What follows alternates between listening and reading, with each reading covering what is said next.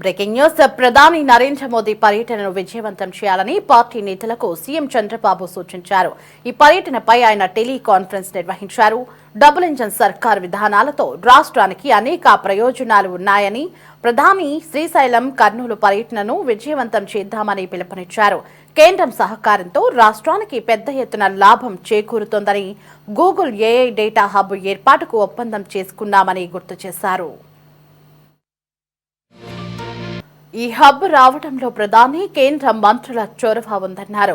Google రావడానికి మంత్రి లోకేష్ ప్రధాన పాత్ర పోషించారని, అధికారంలోకి రాగానే గూగుల్ ప్రతినిధులను సంప్రదించారని చెప్పారు. $15 బిలియన్ పెట్టుబడి పెట్టేందుకు ఆ సంస్థ ముందుకొచ్చిందన్నారు. దేశంలోనే ఇది అతిపెద్ద విదేశీ ప్రత్యక్ష పెట్టుబడిగా చరిత్రలో నిలిచిపోతుందని సీఎం చంద్రబాబు నేతలకు వివరించారు.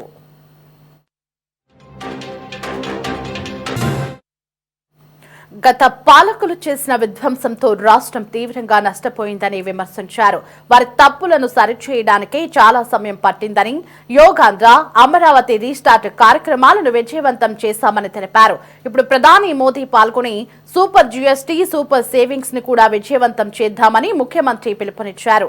అలాగే రాయలసీమకు పెద్ద ఎత్తున పరిశ్రమలు తీసుకొస్తున్నామని, గత పాలకులు సీమలోని సాగునీటి ప్రాజెక్టులను పట్టించుకోలేదని విమర్శించారు. తిరుపతి, శ్రీశైలం, గండికోటను పర్యాటకంగా అభివృద్ధి చేస్తున్నామని తెలిపారు.